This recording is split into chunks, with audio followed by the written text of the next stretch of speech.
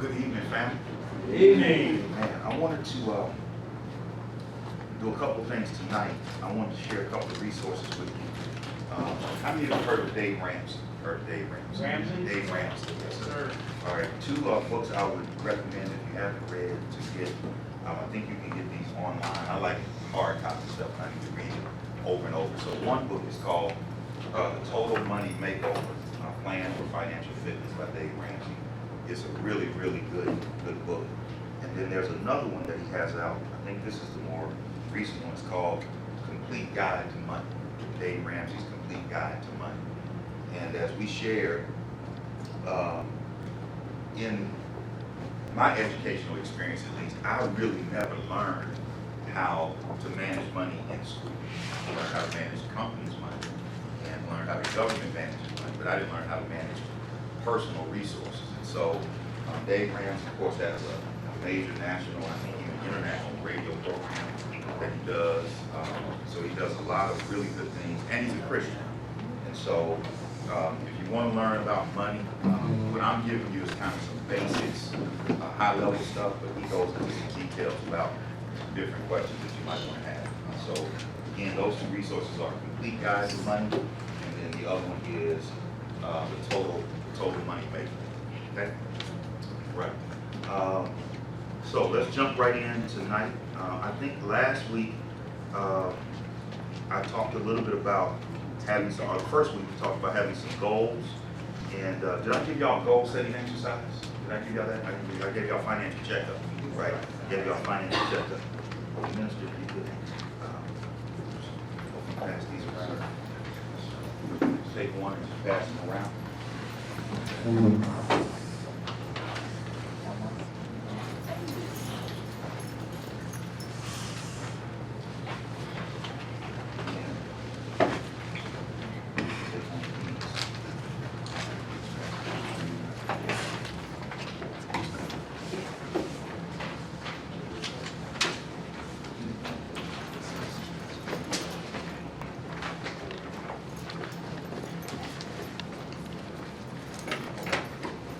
Okay, what the first sheet that came around is a goal setting exercise that you can do on the front. On one side, it has a husband and wife goal setting exercise, and on the other side of it has a singles goal setting exercise. Depending on which one you are, you can figure it out. Whether you're married or single, and there's only one option. You can either be one or the other. If you're living together, you're really single, okay? But if you're married, you want to go through it as husband and wife. If you're single, you want to go through it. And what it does is it has 17 different goals that, and these are not an exhaustive list, obviously, but 17 different goals that you might have for your finances. And what it does is it requires you to establish some priorities around your goals, okay? So what you have to do is take this list and put a 1 all the way down to 17 and rank each one of the goals, okay? So it's gonna force you to rank it. Now, as a husband and wife team, I want you to do it individually, okay? Do it, husband, you do it, wife, you do it, and then y'all come back and compare it to each other, okay? Because I don't want you negotiating on them as you go.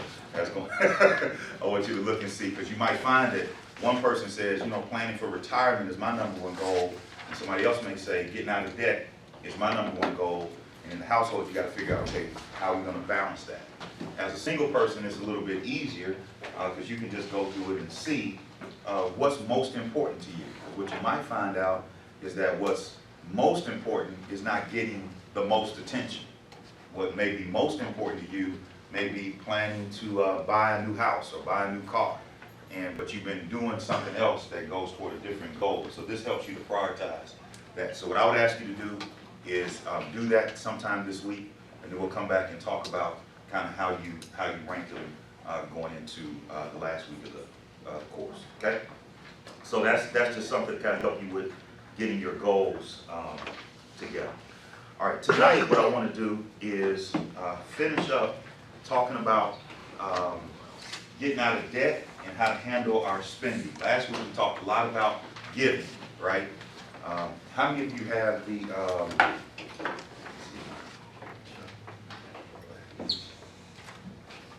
I gave you the quick budget.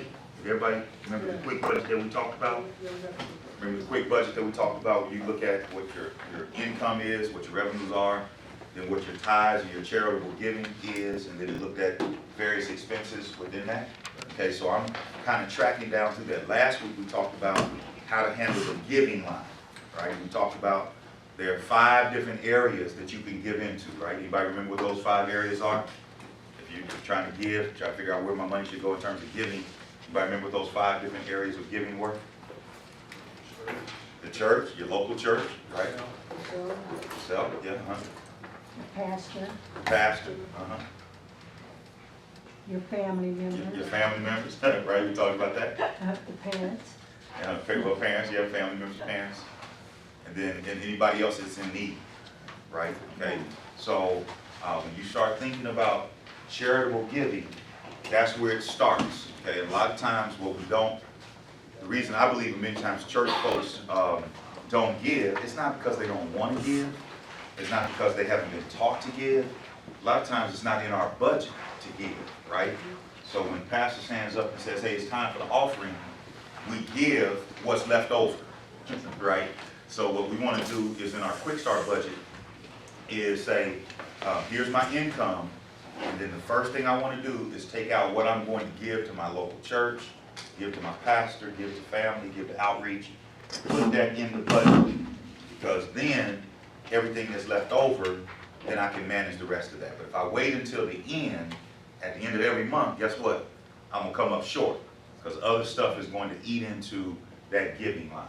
Okay?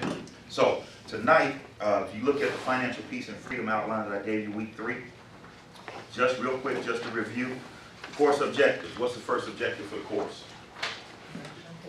Connection who? Jesus. To believe Jesus for what?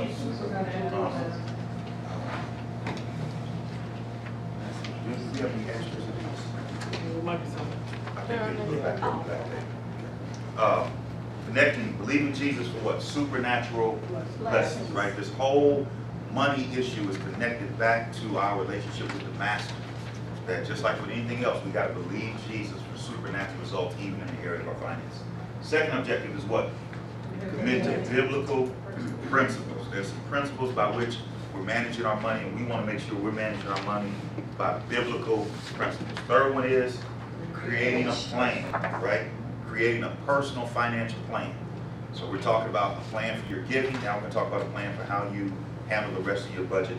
And then, of course, we want to celebrate successes along the way. Okay? Now, I'm not going to go back over the data, but I just wanted to remind us of some of the key stats on debt and savings, right? So we're going to talk about how to get out of debt tonight. Because when I get out of debt, then it makes it easier to give and easier to save. Remember, the average person seeking financial counseling is in how much debt? $43,000 worth of debt. Now, the good news in that is that there are a lot of people who are in bad shape. So if you're in bad shape, you're in good company, okay? The bad news is there are a lot of people that are in bad shape, okay? But again, remember, one of the principles of our class is that the amount, what? Doesn't matter. If I'm in 43,000 or 53,000 or 23,000, don't get stressed out about the amount, okay? Because we're going to believe Jesus for supernatural blessings. We're going to commit to biblical principles, and slowly but surely, you're going to see yourself coming out of that situation in debt if you have a lot of debt, okay? And the reason so people get in debt is that we are spending a lot of money on payday loans. 12 million Americans have 400% payday loans. 51% of Americans have less than 1 month's saved income. Why does savings, a lack of savings, lead to debt? Why do you think a lack of savings leads to debt? You borrow. Why do you have to borrow? Because you don't have it, right? Right? So, say it. Emergencies are going to happen. Emergencies come up, right? So if the emergency comes up and I don't have it in my savings, then what do I have to do? I have to borrow, right? So this whole idea of savings and debt are connected, right? Now, a lot of times what happens is people are not thinking clearly. What they think is the reason I'm in debt is because what? I don't make enough money, right? They think the issue is at the top line. they think the issue is, the reason I'm in debt is because I don't have enough coming in. And that might be the case, and we're gonna deal with that tonight. But oftentimes, the reason people are in debt is because we haven't budgeted for savings. And when we don't have money in savings, something is going to happen. If I don't have it in savings, then I gotta go over here and borrow it from somebody else. And the problem with borrowing it from somebody else is, if it's my money, do I have to pay interest on it? If I take it out of my savings account, do I have to pay interest on it? No. But if I get it from somebody else, what do I have to do? I gotta pay interest on it, right? So money comes with a price. So if I don't save, it's gonna what? Cost me in the long run. So we need to, as a financial plan, have some money in savings. We're gonna talk about how we get there. Because when we don't save, it causes us to get deeper and deeper into debt. Okay? The other issue that we have as relates to debt is we have a culture of impatience. We talked about, we used to lay things away. Remember, we used to go to our moms and dads, grandmothers went to the store and laid it away. And you didn't get to get it until what? It was paid for, right? You could go back up there and pay on it. You keep paying on it. I remember my mother used to pay on it in July, so that when August and September came around, the school clothes would come out, she had it on layaway, right? So that's the way they did it. But now, don't do that because why? We're so impatient. We want to get it now. We want to get it now. I got to have it now. If I have it now, it's going to cost me because I got to pay interest on it rather than paying it as I go. Okay? And of course, at the bottom there, we pay 14 to 18% on credit cards to get what we want right away. All right? Let's talk a little bit about, we talked about Americans living paycheck to paycheck, don't have a budget, spending more than they earn, and we got shopaholics.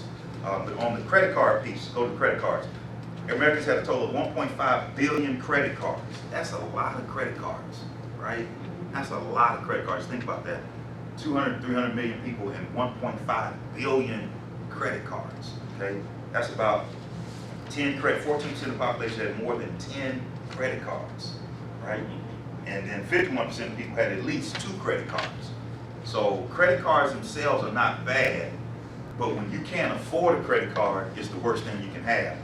And on top of that, if you're not saving and you spend it and you want things right away, it's really, it's just bad on top of bad on top of bad, okay? And then 51% or $51 billion has been spent on fast food just with credit cards. That's not talking about the amount of money we spend with cash on fast food, okay? All right, so 4 biblical principles, that's some background for the day. The 4 biblical principles for managing money. God owns it all. We're in a what? Growth process. The amount is not important. And then finally what?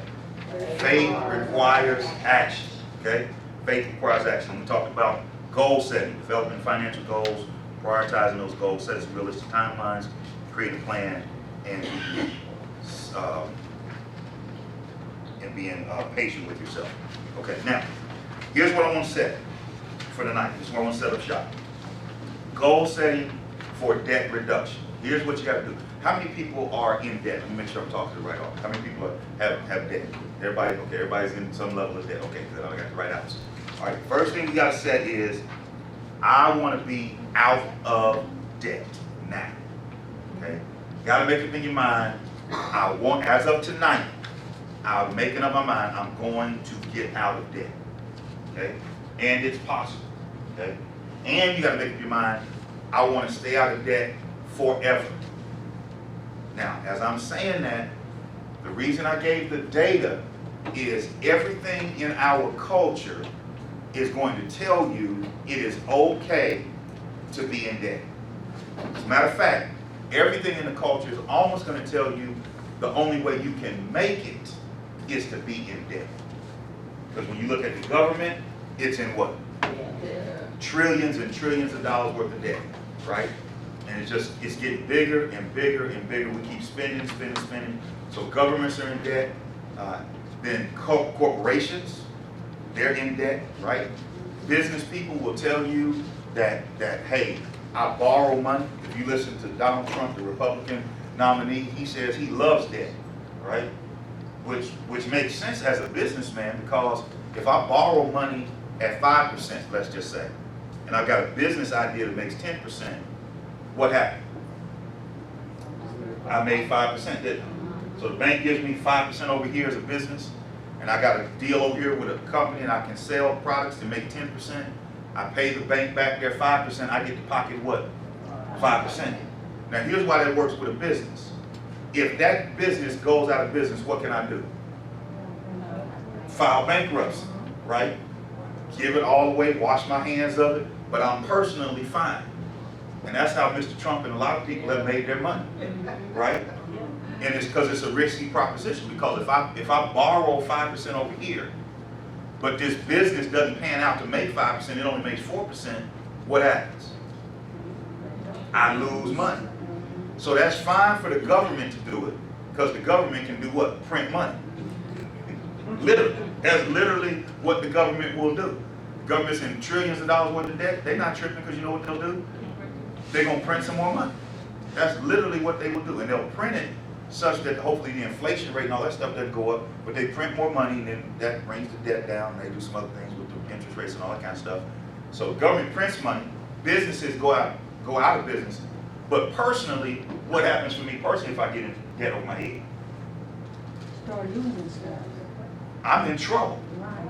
I'm in trouble because I can file bankruptcy, and some people might need to do that, and that might be an extreme situation. But the reality is, when I'm in debt, one man said it this way, Buster Soares, who's a great pastor in New Jersey, does this. He says, when we are in debt, we are really slaves. The Bible says it this way, the borrower is what?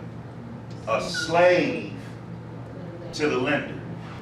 Why is that? Why do you think the Bible says that the borrower is a slave to the lender?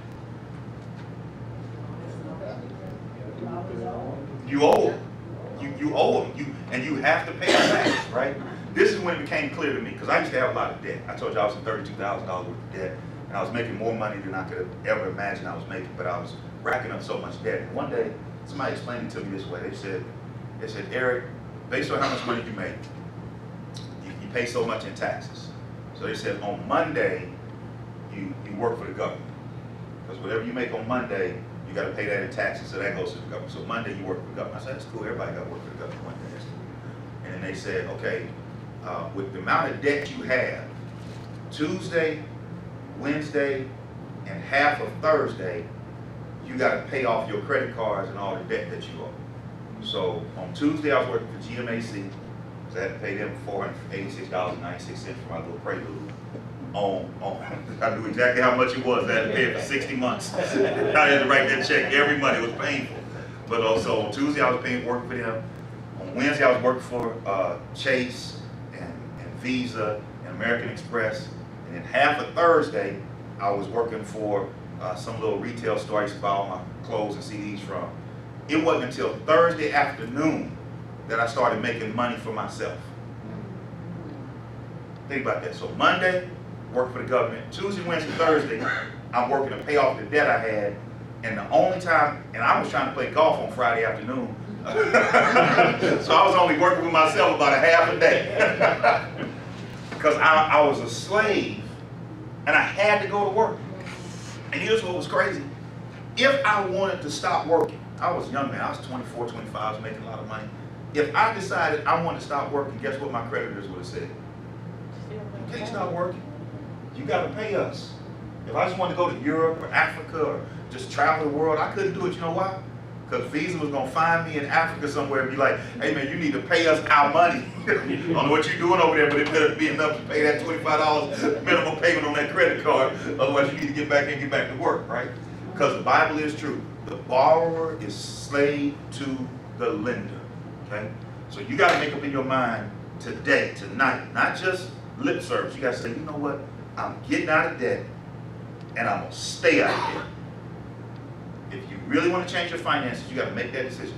I'm getting out of debt and I'm staying out of debt. Okay? I talk to your pastor all the time. We talk all the time about church and ministry and the Raise of Hope initiative that y'all been doing. Y'all, I keep abreast of that. Y'all have done an awesome job. I mean, it's a miracle the way that debt has come down. And I think y'all got some $30,000 left on it. 34. Y'all know the numbers, okay? Y'all, I like that. So the pastor's been talking to you about it because what he has understood and understands is that when this church, all the great things that y'all already doing, the great ministry to the outreach, to the homeless, to the hungry, the least, the lonely, left out, all of that y'all doing is going to go to a whole nother level once the $34,000 goes away and you no longer have to pay a debt to the bank. And so he's trying to get the church to become debt free because he knows the church will be able to do more for ministry when we're debt free. And the same thing is true for you. When you are debt free, you can do whatever God tells you to do. If you go to sleep at night and God wakes you up in the middle of the night and says, you know what, I just want you to go and take $1,000 and do this with me. And you get up in the morning and say, you know what, the Lord told me to take $1,000, go do this. You go get your bank account, get your check, write a check for $1,000, go give it to somebody, and you don't have to worry about it.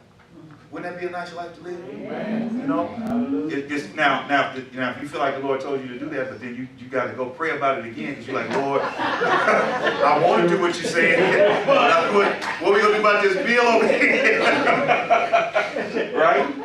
right? And that's where we get into with this debt. So I'm lingering on this point a little bit because I need you to make up in your mind tonight that I'm getting out of debt and I'm going to stay out of debt.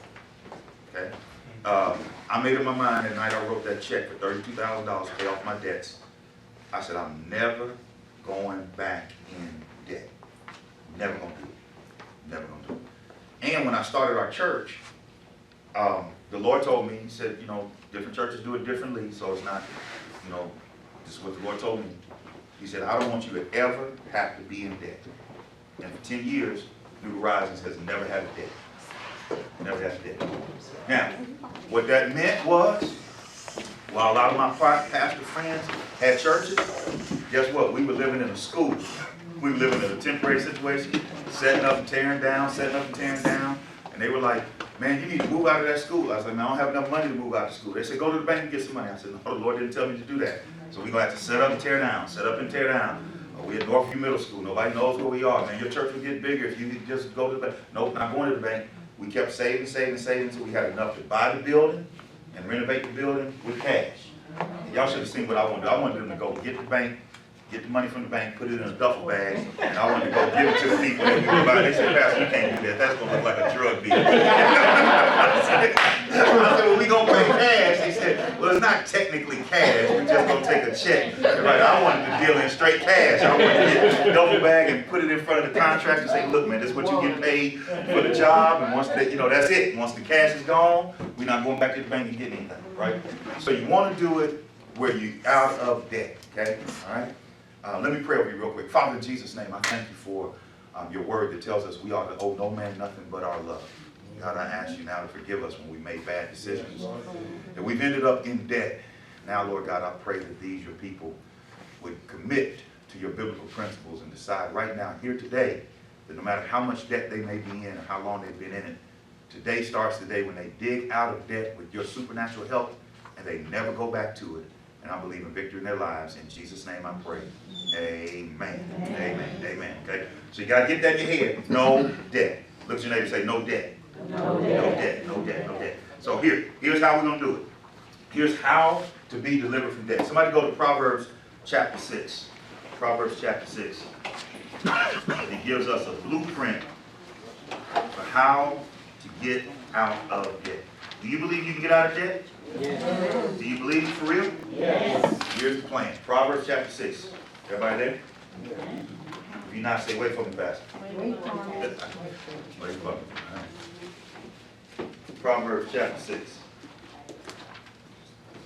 Y'all got it? 6 verse 1. We're going to start at verse 1. Y'all got it? Okay, here it is.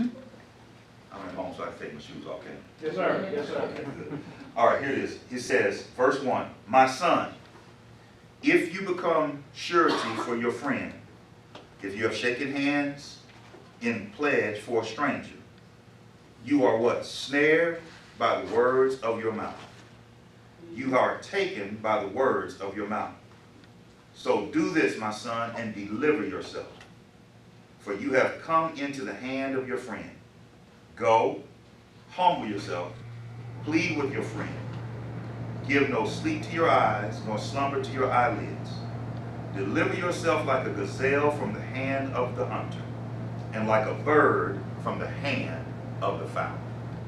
Now, watch what the wisdom writer is saying to his son. He's saying, son, if you have shaken hands in a pledge for surety, you know what that means? That's the word we would use for cosign. Has anybody ever co-signed or had somebody co-sign for you? And when you co-sign for somebody, what are you saying? If they don't pay, I will, right? A lot of times this happens with our children, right? Or somebody that we trust. Hey, I can't get it because my credit is bad, or I can't get it because I don't have enough credit history. Can you go down there with me to sign for the refrigerator or the bed or the car or whatever it is? And what you're saying when you sign on that dotted line is, if they don't pay it, guess what? I have to pay it, right?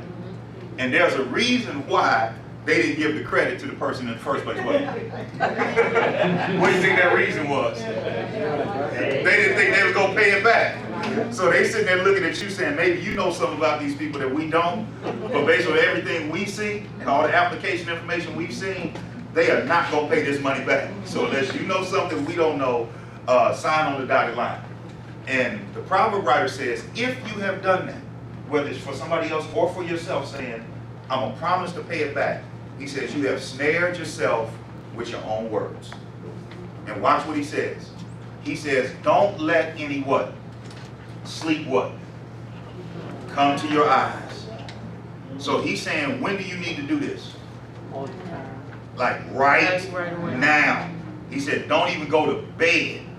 He says, get busy getting out of this situation right now. It's urgent. It's life-threatening. That's the level of, it's a red level alert. He says, all the alarms are going off. You need to fix this situation right now. Not another day needs to go by when you're in debt. And watch what he says. He says, go what? Deliver yourself like a what? Like a gazelle from what? Hand of a hunter, or a bird from what? Snare of the fowler, right? Why does a gazelle need to get out of the hand of the hunter? He's gonna get killed, isn't he? That hunter means that gazelle what? No good. And that bird needs to get out of the snare of the fowler. Why? He's gonna be dinner if he doesn't do it, right? He says the same way that if a gazelle is trapped by a lion in the forest, that gazelle does everything he or she can do to get out of the hands of that lion. Because he knows, if I don't get out of the hands of this lion, I'm going to be dinner for the lion. A bird that gets in a trap tries to find a way to squeeze out of it, worm out of it, whatever he or she can do, because they know if I don't get out, it's going to be the death of me. Right? And the proverb writer tells us that is the same urgency that we have to use with our desire to get out of debt. It's not an option for a child of God to stay in debt, right? Now, I'm making this point because I'm going to tell you to do some stuff that's going to seem radical. And you're going to say to me, Pastor Wiggins, does it take all of that? And my question to you is going to be, would the gazelle ask that question if they were in the hand of the lion? Would the bird ask that question if they were in the hand or the snare of a fowl? So some of the stuff I'm getting ready to ask you to do is going to seem extreme. But you got to ask yourself, if I was in the jungle and a lion had me in his clutches, would I be sitting there talking about, well, I could get out, but you know, I really don't want to put forth that much effort. Would you say that? No, you'd be like, what? Tell me what to do to get out of this lion's clutches, right? All right, so here's what you need to do. Here's what you need to do. Let's look at the rest of this. All right, so that was, okay, here it is. Number one, first step to getting out of debt, stop borrowing money.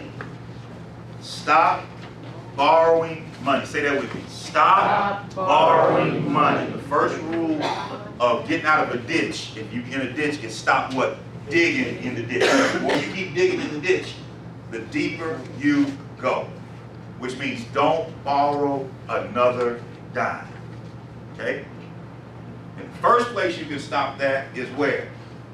With the credit cards. Cut up the credit cards. Now, even as I say that, I know it's the first thing somebody said, Pastor, I need a credit card. Yeah, for the car rental and everything. It's for the car rental and all that. I understand. I got it. Yeah. Yep, car rental and all that. You get a hotel, travel, you got to do business with a credit card. Okay, I grant you that. Okay? But here's what I would tell you is You don't need 5 of them, do you? You only need 1. Okay, so just if you've got 1 credit card to help reserve stuff and do whatever business you need to do. And of course, don't cut up your business credit card. I mean, if somebody on the company gave you a credit card, you can't cut that up, it belongs to them. But there's no reason for you to have a Macy's card talking about I need that to reserve a hotel. Right? You can't reserve a hotel with a Macy's card. You can't, so y'all with me? Right? So that excuse don't fly if you rolling in there with a Nordstrom's card talking about I need to get a rental car. No, Nordstrom's, you doing that so you go get some clothes. So either put them up or cut them up. I tell people to get rid of them, send them back. Because if you got it, there's a chance that in a tight, in a bad situation, you get depressed and you're a shopaholic, you're gonna go get that credit card and then go, charge it, right? And say, I promise to pay it back. No, that's borrowing money, okay? Y'all okay back there? Yeah, no, cause he like, and he's like, whatever. Okay, that's an amen. I appreciate the amen back there. No amen. Okay. I told my church, y'all gonna have to do this next week. I told my church, cut them up and bring them to church next week. And so some of them, they cut them up, they bring them to me, and we throw them away, and they wouldn't be able to use them. Okay. So quit borrowing money. Okay. The quickest way to get out of debt is to quit borrowing money. And the reason we borrow money, remember, is because we don't have savings, right? Yep. So the number 2 step after you quit borrowing money is to what? Start saving money. Today, right now, today. Now let me ask a question. I'm not trying to get your business. How many people have 6 months worth of savings? When I say take your income divided by 2, whatever that number is, how many of you have that number in the bank for savings that is not earmarked for anything else? Whatever your annual salary is, divided by 2, that money's in savings, not retirement. It's not set aside for retirement, it's just sitting there 6 months, nothing's assigned to. Got that much in savings. Okay, great, praise the Lord. Praise the Lord, okay, great. So that's the ultimate goal, is to get, why do you need 6 months in savings? Why do you think you need 6 months in savings? Because you lose a job. You lose a job, what happens? It take a while to make a move. Take a while to get another one, right? You're gonna need some money coming in. And here's what a lot of the economists and people in the workforce are saying, is that now, for every $10,000 you wanna make in salary, that's how many months it's gonna take you to find a new job to replace the one you have. So if you make 50,000, just because I can do math easily on 50, if you make 50 and that job goes away, how many months is it gonna take you to find a job to replace it? 5 months. Some people it's gonna take longer than that. Some people it's gonna take less than that, but on average, they say for every 10,000 you wanna make, it's gonna take you that many months in order to be able to replace your income. So if I'm making 50,000 and I've got 25 in the bank, and it takes me 5 months to find a job, I'm gonna be okay on it if I got 25,000 in the bank. Because I've got 6 months worth of savings in the bank. It took me 5 to find a job, so I'm good to the 1, right? And here's another stat. Most people are only staying in jobs now about 24 to 36 months. Because companies are changing, they're getting purchased, they're making different strategic decisions. So people are not able to work for 30 and 40 years at the same company in the same position that they used to. Companies are changing over, so people are losing their jobs or having to change jobs more frequently in this economy, which means you need more savings in the bank in case something happens. Okay, so that's first goal, 6 months. But if you can't get 6 months, at least get $1,000 in savings. How many people have $1,000 in savings that's not earmarked for anything? Got 1,000. Okay, got 1,000. Okay, good. If you don't have that, you want to get started right away. And if you got more income of $20,000, you need to get at least $500 in the bank. Now, here's what I would tell you. Set a goal to be able to do one of those 3 things wherever you are. If you don't have anything, to have $500 before the end of this year. That gives you about 5.5 months, maybe 4 or 5 months, okay? If you have 500 but you don't have 1,000, you want to take this time between now and December to get to 1,000. And might be a little tough if you don't have 6 months, but you might be at 3 months, so you might be able to get a savings up to the place where you had got 6 months. But if you can't get it in the end of the year, make a goal, put a time limit on it. Say, okay, a year from now, I'm gonna get my savings in the bank up to about 6 months. Okay, all right. So that's one. That's number 2. Now, here's some things that you can do to start getting your money up. Because somebody's saying, Pastor, I don't know how I'm gonna get $1,000 in the bank. I don't know how I'm gonna get 500. I don't know how to do it. Let me tell you, here's one way you can do it. Have a garage sale. Okay. How many of you? Because I'm looking at the demographics, so y'all probably still own some of this stuff. How many of you own CDs? How many own a lot of CDs? Right? What if you went home and took all of your CDs, all the ones you got, all the ones you love, Anita Baker, whoever else you got on there, Luther Vandross, whoever you got. What if you took them all and put them on your kitchen table and then started calling around to some record companies or music companies and said, hey, I got this many CDs by this many artists, how much money would you give me? And they said, oh, you know, for that amount of CDs and that kind of artists, I'll give you $250. You would be halfway to your goal right now. I see what somebody's saying, I ain't giving up my CDs. Remember, you're a gazelle in the hand of a lion, and you want to keep listening to your CDs while that lion is chomping you down. Right? Right? How many of you got some old clothes that you don't even wear? Right, they nice. I mean, they sweet. If you drop that 20 pounds like you've been saying you're going to drop for 10 years, they would look real good on you. But they hanging in that closet, and you haven't dropped that 20 pounds. And now, even if you did drop it, it probably might not even be in style. You might not even like it like you used to like it, right?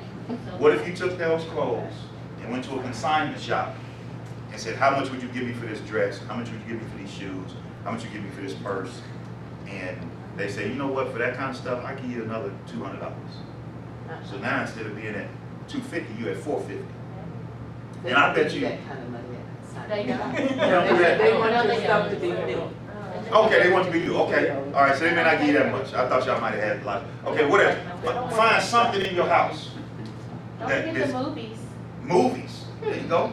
You can sell movies. You know, DVDs. What about the games they don't play no more? Games, your Xbox games, all that stuff. Right. They be all in our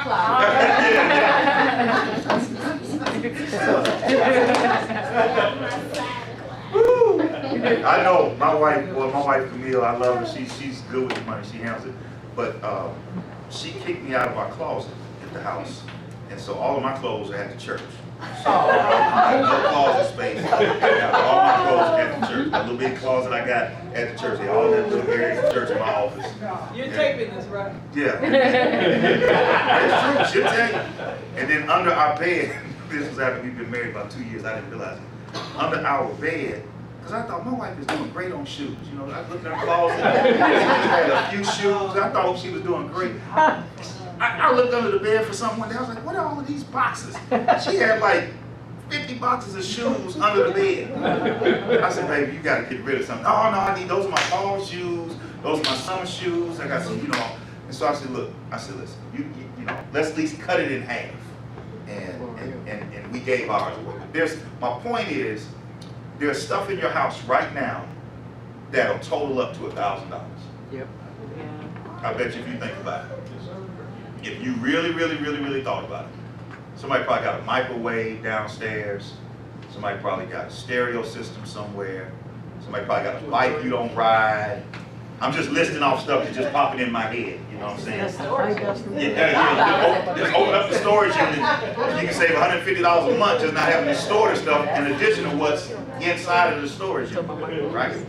So listen, because here's why this is important. Because if you sell what's in your house, okay, and it gets you out of debt and gets you $1,000 in the bank, if the refrigerator breaks down and you get a flat and you need to get 2 tires or 3 tires, whatever it is, you don't have to go borrow more money and violate the first principle, which is what? Stop borrowing. Now I can go back to my savings put it in a duffel bag like Pastor Wiggins, take down there and pay cash, right? And then pray to God that I'll reestablish my savings before something else breaks down, right? And God is able to do that, right? Okay, so that's number 2, save money, do it by the end of this year. And then thirdly, pray about your situation. Pray about your situation. Somebody go to 1 Kings chapter 7 in verse 16.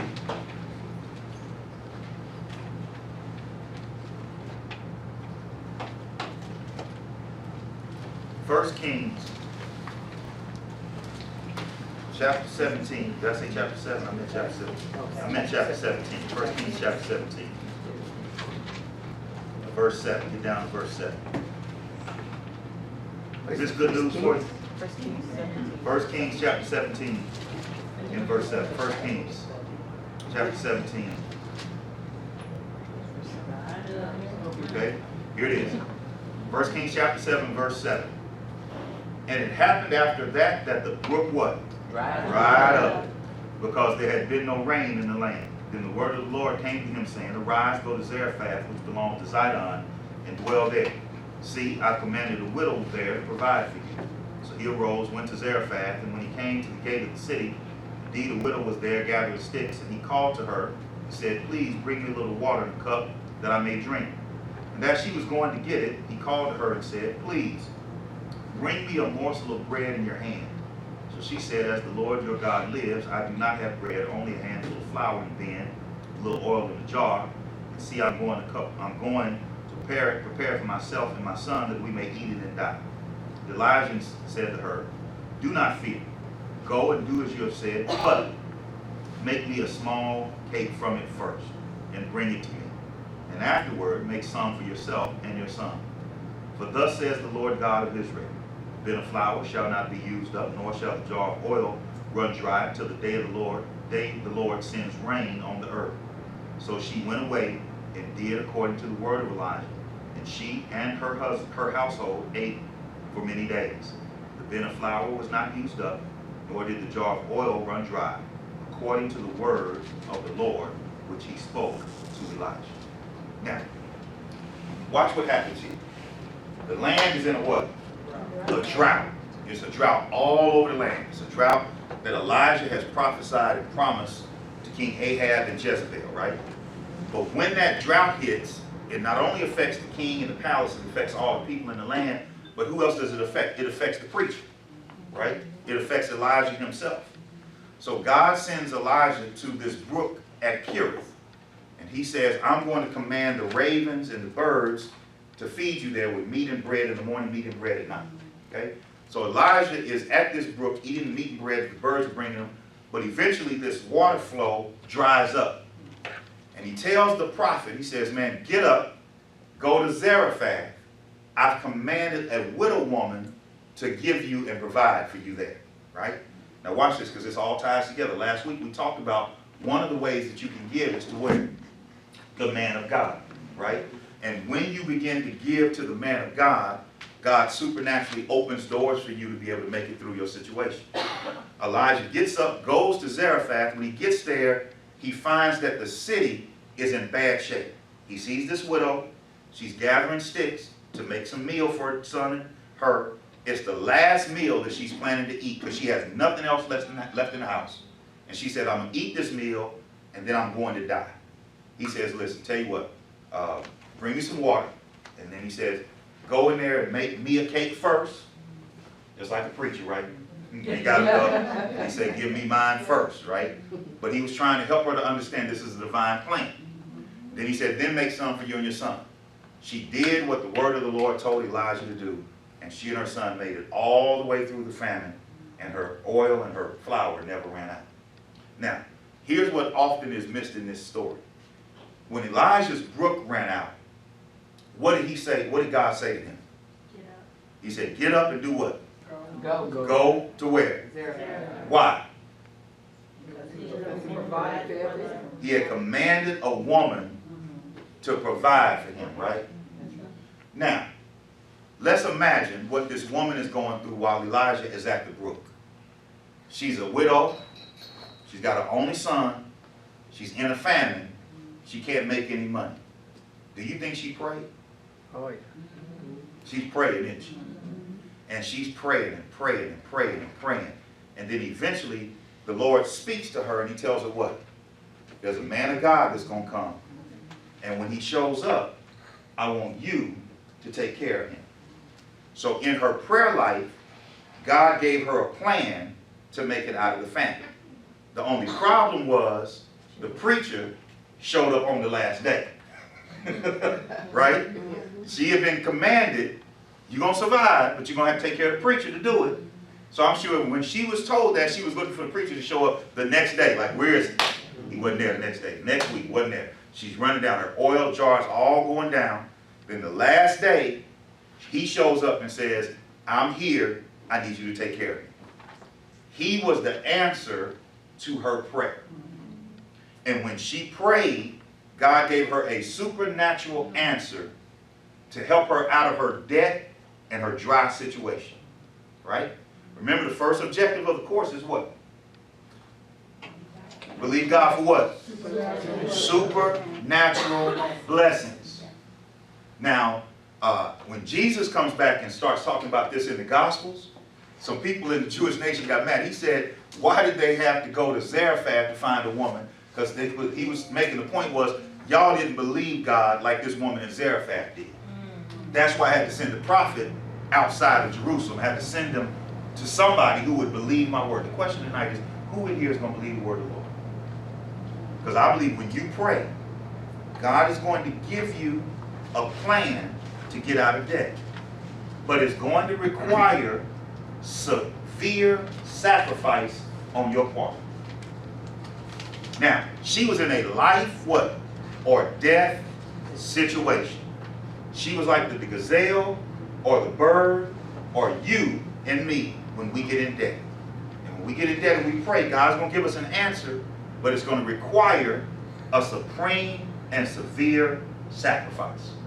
So you can't pray to God and be like, God, I want to get out of debt, but this is the way I want you to do it. You pray and you say, God, how do you want me to do it? And whatever God tells you to do, you do it. Now, he may not tell you to go fix a meal for Pastor McGee, and that's the way you get out of debt. But he may tell you, start sowing into your man of God. You already give to the church, start sowing into your man of God. There's something about sowing into the man of God. Why? Because God has promised to take care of his servant. And he says, if you start taking care of the man of God, he says, you will get double honor. He says, I will give you what the man of God is getting. And whenever you see people in the Bible who take care of the man of God, they have always been taking care of themselves. And I have to teach this because, Pastor's not here and he didn't tell me to teach this, but a lot of times we teach the church to give to the church, but we don't teach them to give to the man of God. And you should give to both. You should give to the tithe and the storehouse, but you also help the ministry, but you should also help the minister, right? And so that's how she made it. So ask God for wisdom, 2 Chronicles 1, 7, 12. You can read that on your own. And then follow God's plan. We saw that the first week in 2 Kings chapter 4, verse 1 through 7. When the man of God gives you a plan, then you want to do something. Number 4, here's how you get out of debt. Sell something now. We talked about that. Do I want this thing more than being out of debt? Clear out the clutter and get out of debt. Then number 5, here's the other thing you can do. Get to work. Look, somebody say, get to work. Get to work. Now, let me say this right up front. Some people can't work because they are disabled or they're not able to work. I'm not talking to people who are not able to work, okay? But some of us can't afford not to work another job or do something else to bring in another stream of income, okay? Now, you don't want to have 2 or 3 jobs for the rest of your life because that's not healthy. But you can do almost anything for 6 months to get you to a place where maybe that's how I'm going to get that $1,000 in the bank, or that's how I'm going to get that 6 months of savings in the bank. I'm going to get a part-time job. I'm going to start a little side business. I'm going to start, something that brings me in some additional income, and I'm going to do it for 6 months, okay? Because I'm making decent money, but it's just I'm in debt, and until I can get rid of this debt, I need to bring in a little bit more money. So a couple things you can do. Here's one thing you can do. You can get part-time work. Let's say you work for 8 hours, $8 an hour, 4 hours a night, for 5 nights for 52 weeks. You would earn $8,400 $320. And by the way, that's what a pizza delivery person would make. So you could go out and just deliver pizzas if you wasn't too proud and get $8,000 in the day, right? Maybe pizzas is not your thing because you would eat up all the profit before they get there. Maybe that's not your thing. But you can think and look at, there are a lot of jobs out there for $8 an hour or more, right? And if I just work them for 4 hours a night, 5 nights, 20 hours a week, or 4 hours a day, maybe I got some time in the middle of my day. Maybe I've got some time on the weekend. I can pick up 4 hours on Saturday, go to church, and maybe pick up a couple hours on Friday night, whatever the case may be. But I can make $8,000 a year if I do that. And that's pretty decent money, isn't it? That gets me to my $1,000 that I got in savings and maybe a little bit more. Or I can start a side business, internet, home-based, hobby, passion, interest. This is the age of where you can start a business easily because of the internet, Facebook, Twitter, and all these other things. There's a lot of ways to get out and make some additional money, okay? So we'll talk a little bit more about winning at work in the last week. Then lastly, I want to share with you the debt snowball. Get out of debt while gaining quick wins as you reduce the debt on your list, okay? So here's how you do that. Here's the debt snowball. Anybody ever heard of the debt snowball? Okay, some of y'all are familiar with it. For those who have not, here's how it works. Here's the idea. If you take a little bitty ball at the top of a snow mountain, a mountain full of snow, and you roll it down to the bottom, and it rolls all the way through the snow at the bottom, when it starts at the top, it's going to be small, but when it gets to the bottom, it's going to be what? Really, really big, right? So the idea of the debt snowball is you start with the small debts, pay them off. And as you get the small debt paid off, you take that money you were paying on that debt, and you add it to the next largest debt you have, so that as it keeps rolling, you get bigger payments on bigger debts. So at the end, you're paying off debt really fast, and you're paying off a lot of debt in a short period of time. So that's the idea, okay? So let's look at how you can do that. First thing you need to do is list all of your debts. Now, I said on here except mortgage, but in my opinion, in the economy in which we live in today, your house is still a debt, okay? Because in some cases, it's not appreciated. If it's not appreciating, it's either an asset or a liability. So if it's not appreciating, then it's a debt. And matter of fact, you owe somebody. So if you strict the sense of the word definition, it's a debt. So list all of your debts. Okay, just write them down. Who you owe. You owe Chase, you owe Target, you owe Macy's, you owe GMAC, you owe Chrysler, you owe this, you owe John down the street, you owe mama some money, you owe your brother some money, you owe your auntie some money, whoever you owe, right? Whether it's a credit card company, or just list all your debts from top to bottom. Then rank the smallest to the largest, not based on how much you have to pay, but on the balance. You know what I mean when I say balance? That's how much you owe. Okay, smallest to largest. So I owe somebody $100, I owe somebody else $250, I owe somebody else $1,000, I owe somebody else $2,500, I owe somebody else $10,000, I owe somebody else $50,000. So I rank them from smallest to largest, right? So I got a list, then I'm gonna rank them smallest to largest, then I'm gonna write down that list in order, and I'm gonna start attacking the smallest debt as quick as I can, right? So let's say I owe $100 on an HH grade bill, or $100, and my minimum payment is only $10, right?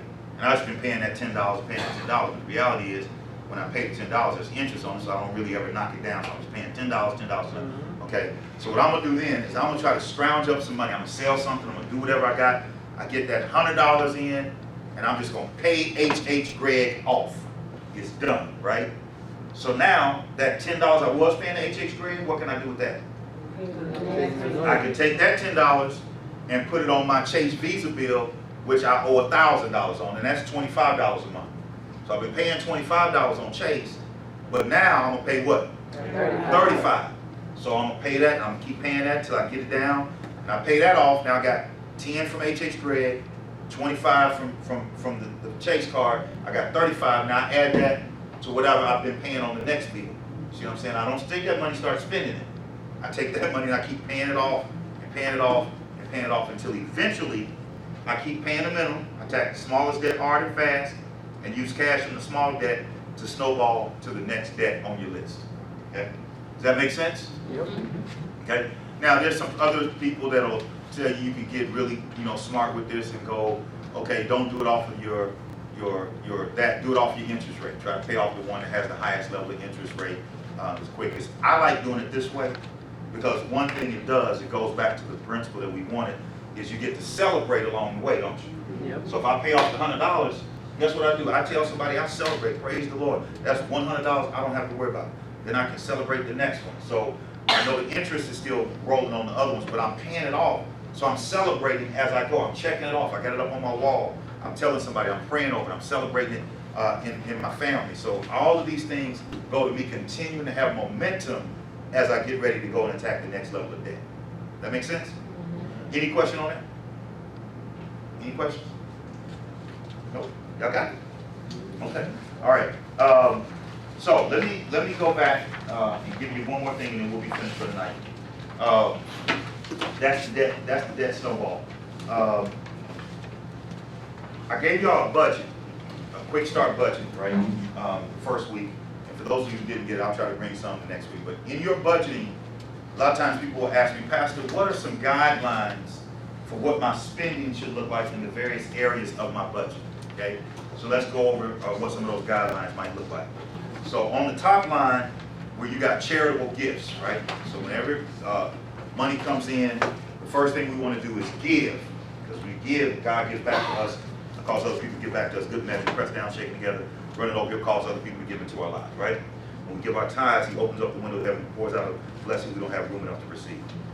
Your charitable giving should be no less than 10% of your gross income. Okay, no less than 10, and I won't put a cap on it, but anywhere from 10 to 15% is a good place to be, okay?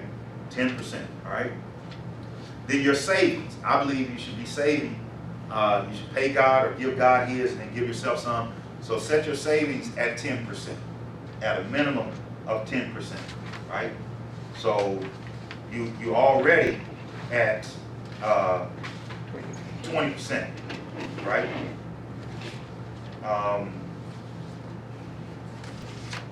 Yes. Now, here's the big one, housing. What are you going to do with housing, right? Because a lot of times we have to live somewhere, right? And so housing, the recommendation is 25 to 35%. 25 to 35%, okay? 25 to 35%. Utilities. Again, this might depend on how many people are living in your house, whether they leave the lights on, just stand in the shower for no reason, wash dishes instead of putting the water in the sink. They're just watering the water the whole time. I got 2 teenage girls and they kill me. Utilities, 5 to 10%. That's what they suggest for utilities. 5 to 10%. Okay, food. Now this is one where if you don't eat out a lot, you might be able to make it. 10 to 15% on food. 10 to 15% on food. Transportation, that's your car. That's whatever it takes for you to keep your car up and running, gas and all that kind of stuff. This might be a little bit off, but the gas prices have come down. 10 to 15% on gas. Okay, or transportation, I should say. That's gas and everything included. Clothing, all right, 2 to 7% on clothing. I know that messed up somebody. Yeah. Just messed up somebody. Yeah, it hurt my heart. I know that. I know that. 27. No, I didn't say 27. I said 2-7. She said 27%. Yeah, you tried it. Remember, you're a gazelle trying to get out of the clutches of a lion. 2 to 7%. Medical and health. Now, again, this is going to depend on where you are in life stage and all that kind of stuff. So this is not hard and fast, but this is generally speaking 5 to 10%. Now, if you got a lot of big medical bills, surgeries, prescription drugs and all that kind of stuff, it might be a little different. You might need to make some adjustments. Personal. Now, you could add this back into your clothing if that's your deal. But personal, 5 to 10%. Whatever you want to call that to be personal. Recreation, 5 to 10%. Then debts, they suggest 5 to 10%. And then miscellaneous, 2 to 5%. Okay? Okay? You got it? All right. Now, here's the deal. There's a couple of, I can give you some different guidelines whether or not you're married or whether you're single or married with kids or got different types of kids in your household. But these are some general guidelines. So, of course, if I go back and I say, all right, you know, I need to spend a little bit more on food because, you know, I've got a situation where I'm trying to eat healthy. And how many know when you eat healthy, it's more expensive, right? It's more expensive, right? You go to the health food store and you get a bag of green beans, it's gonna be a little different than getting that can of Del Monte green beans, right? Because, you know, when you eat healthy, but here's the deal about eating healthy I found out. You can either pay now or pay later. Right? You can either pay up front with the healthy food, or you can eat a bunch of junk, and then you got to pay back on the other end when your body starts failing with medical problems and all that kind of stuff, right? So, but if you're eating healthy, it might be a little bit more expensive. So you might say, you know what, food, 5 to 10, 15%, that's too much. I need more like 20 to 25%. So guess what I'm gonna have to do in another area? I'm gonna have to cut it down because 100% is what? 100%. And everybody is on a fixed income. I don't care if you make 25,000 or 125. When you get to 100%, that's it. It's fixed. Okay. So you can play with these percentages based on where you are. Now, if you have a lot of debt, right, and you're trying to do the debt snowball, the 5 to 10% may not be enough. You may be trying to spend maybe 20, 25% on your debt. Okay. And you may look up at your housing and go, instead of being at 35% on my housing, I'm gonna try to get my housing down to 20%. I might need to downsize, right? I might need to go down for a while in order to go up, right? And one of the easiest ways, well not easiest, one of the maybe simplest ways to go down in your housing for a while, and I say this at my church and people, they come in for counseling and want to make sure they heard me right, is move out of a house and moving into an apartment for a little bit of time. Why is that going to be cheap? You don't have Maintenance, right? Right. Let's say for instance your mortgage is somewhere between, and I'm just going to pick a number, $800 to $1,000 just the mortgage, right? You could go find a nice apartment in a nice neighborhood that's safe and all that kind of stuff for somewhere between $800 and $1,100. Nice spacious apartment, right? But the good news about that is you don't have to do anything with the yard, you know, snow removal, something breaks down, you don't have to worry about it. What? You just drop that rent payment off and then go about your business, right? And nobody says you have to rent for the rest of your life, right? Because you take that savings that you were getting from the house and all the extras and you pay off your debt. And let's say now your debt that you were totally paying was another $500 or $700 a month. You take that now with your $1,100 rent, put $700 that you don't have any debt. Now you got $1,800. You can move into a house that was better than the house you moved out of. So you can go down in order to what? Come back up. If you're okay with somebody coming to your apartment and not coming to your house, or tell somebody I'm downsizing and I'm okay with that, right? Right. So the point of these percentages is not to lock you in and say I gotta save this or I gotta have this much utility or this much in clothing. The point is to give you some guidelines. Okay. And if you're over in one area, you got to be under in another area. Okay. That makes sense? Is that helpful? Okay. Now, a lot of this stuff that I'm telling you, it's going to require action. Remember that last point of the principles that we had? Faith requires what? Action. So it's one thing to have the head knowledge and have a handout, but what I have found when you start talking about getting out of debt and saving is there are some habits that are ingrained, aren't there? There's stuff we just do every month that we just do on a regular, we just do it without even thinking about it, don't we? Right? We go to the store and we have a list, and whatever's on that list, we just buy what's on that list, don't we? Come Monday or Tuesday, we have certain places we go, certain things we spend money on. We're just creatures of habit, aren't we? And our habits have cost. So, you know, at one point in time, I was hanging out with your pastor. He liked Starbucks, so he got me hooked on these. Y'all already know? Y'all know about him with Starbucks? Lord Jesus. He would come, we would have a meeting, we go to pray or whatever. He'd come in with that Starbucks, and it would be smelling so good. What is that? So I started ordering these grande vanilla latte with 2 Splenda and a banana nut loaf. It sounds just like them, though, right? We speaking in tongues at Starbucks, and they had an interpreter on the other side. And so I started looking at my debit card. And I said, you know what? It was $5.69 every time I would go through it, and I was going through there twice a day. I'm going to 26, so that's $10, right? And so I said, well, man, I need to. And I was getting a little fat. I was starting to get a little chubby. So I said, Camille looked at me one night. She said, "You getting fat?" So I said, "I know what I do. I'll cut back." And I found myself. So I'm gonna cut back. She talked about me that night, and I said, "I'm gonna cut back. I'm not going to Starbucks." You know what I found myself? I was all the way through the line.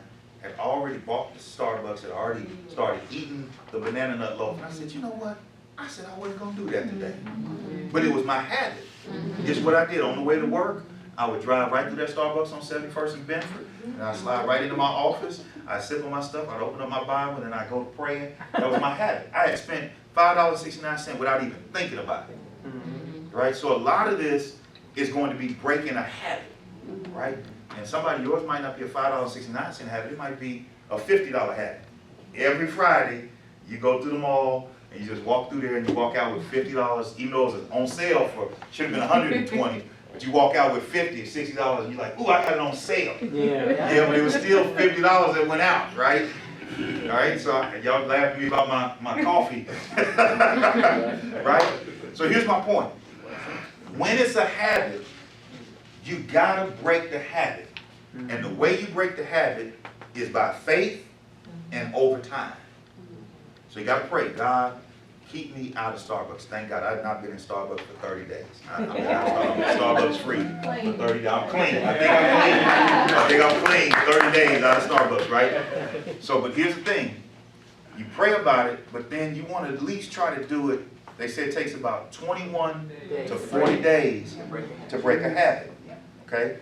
So you want to try to do it for 21 to 40 days. And then don't go back to it. Make it a lifestyle. All right. Now, if I want to go get a Starbucks, I might treat myself to one, on a Saturday morning or whatever. And so I don't have to, I could just go down to one a day. I'm not saying you can't shop, can't have fun, can't enjoy yourself. But I'm saying figure out what habits are costing you, and then attack it with prayer. Say, "God, this is a bad habit that I've got myself into. How can you help me to overcome this habit? Because it's costing."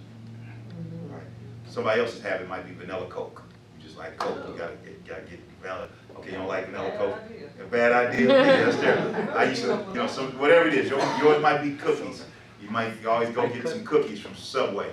Whatever it is, it's a habit. And that stuff, it costs. So ask God to help me break whatever habits are causing my finances not to be in control. Because guys, this is ultimately all spiritual, right? Because it's God's money. And when we start spending it on ourselves, we're saying, "God, you don't have any say about where I spend your money. I'm spending on what makes me happy." And what I found is, in the mornings, I didn't miss that Starbucks because I still had God. And so instead of going to Starbucks, I would just spend that time with the Lord. And he was more satisfying than my cup of vanilla coffee, right? And so when I started, and the peace that I got from being able to say, I'm not spending $50 a week on coffee and donuts. And then my wife said, "You know what? We got coffee here in the house. If you really want coffee that bad." I was like, "No, it was just something really about driving through Starbucks." I really didn't like the coffee that much anyway. But just really the comfort of going through there and having a cup like my brother Tony used to have. He'd come to the meeting. I had my cup, and he would have his cup. So we're going to pray about the habits that we have. Okay? All right. Any questions tonight on savings and getting out there? Last week we talked about giving. This week we talked about saving and getting out there. Any questions on that? Yes, ma'am. Okay, so as far as the church contributions, you said 10% on the gross. Now this budget can't be based on gross income. It has to be based on net. Yeah, because it doesn't have taxes in there. Yeah, absolutely. Right. So you got to factor in your tax rate. Okay. So here's what your quick start budget should do. Okay, your quick start budget. You should do your percentages off of what you gross income in. Because when you do your taxes off of what? Your gross. So if you make whatever and you multiply that times your tax rate off your gross, and then that's what you have left, right? I teach at our church. I don't know what pastor teaches here, what y'all believe in, but I believe you give off of your gross. You You tax off your gross, you give off your gross, and then you have what's left over, okay? Now, when you do that, then she's right. Those percentages, you got to factor in your taxes on them. Because if you got a lot of taxes, then you're not going to be able to do the high end or even the low end. So you're going to have to make some adjustments on where you are. And this is not, that's not an exhaustive list. Because when you do your budget, you might have more detail. You might have some more things on there than what I listed. Because your budget may be a little bit more detailed. You may have, who knows what, I can't remember. There might be some other things that you haven't included in it, okay? So again, those are just guidelines, but you can decide how you want to do it. Look at your total amount that comes in, do your percentages, and then see where you're falling short and where you need to make it up. Somebody might be saying, Pastor, I already give 10%, I'm good on that. My issue is I don't save enough. And so you go back to your goals and you say, now I want to get my savings up to 10%. Or, you know, I'm good on my giving, I'm good on my savings, I'm great, I got enough money in the bank with that. But really what I need to do is I need to knock my debt down. So that's going to be my goal. I'm going to tackle the debt piece. And once you get the debt down, then the next thing might be like, you know what, I got all of that good, but really what I want to do now is I want to make sure that my retirement is in place. Or I want to buy a house, or I want to go on vacation. So, you know, you just start looking at your budget relative to your goals and figure out what, because you can't work on them all at the same time. Okay, you can't do it all at the same time. I recommend though, starting, if you're not giving at the level where God wants you to give, start trying to get there month by month. Okay, so if you can't get to 10% tomorrow, start trying to get there. Say you're at 5%. Say, you know what? My goal is by the end of this year, I want to be at 10% on my giving. I want to be at 10% on my savings. I want to be at 10% of taking out my money from my debt. So you set a goal, a timeline. Remember, the amount doesn't matter. You just got to believe God for supernatural increase and then watch God do it. But that's a great point. That's great. Other questions? So, yes, sir. I don't have a question, it's a comment. Sure. When they were talking about the credit card, turn them all up, and they were talking about me going to rent over the hotel and that. Sure. I don't know about a Chase and what they call a Chase debit card. And you got to put money on it. Mm-hmm. But you can also reserve that with nothing. Exactly. As long as you got the card, you can reserve, hold anything. But when you go to pay, you got to have the money on the card to pay. Yeah, so there are ways you talk to your bank about having a card to be able to do business in this e-commerce world without you having access necessarily to being able to run up $5,000 or $10,000 in credit at 21% interest. So there's ways to limit yourself, that's a great point, without having to not be able to function in this world in which we live in. That's a great point. Yes, ma'am. Okay, one other little thing about the credit card. So I'm never sure, like, as far as your credit rating, do you close the account? Do you cut them up? Do you just not use it? You know, some say, you know, don't close it. But then if you have that much access to the money, even if you're not using it, I'm just so torn. I'm not sure.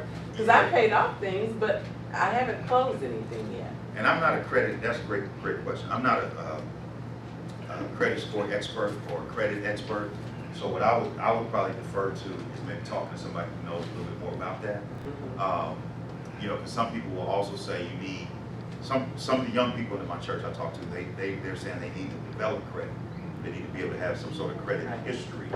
And again, back to Minister's point, there's certain types of credit cards that you can get, that you can pay on, that allow you to develop a credit history without allowing you to get away with having this runaway debt. But I would ask maybe a credit counselor, Christian credit counselors is another good one as to whether or not you should close it or open it. I do know that if you have some problems on your credit report, they can tell you exactly what to do to get those problems rectified and to try to increase your credit score. I like to have them closed because, remember, my going in assumption is I don't need the credit. So what they usually tell you is, well, you know, in order to get credit, this is what you need. And I'm saying, I'm going in the opposite direction anyway. I'm trying not to borrow from y'all ever again.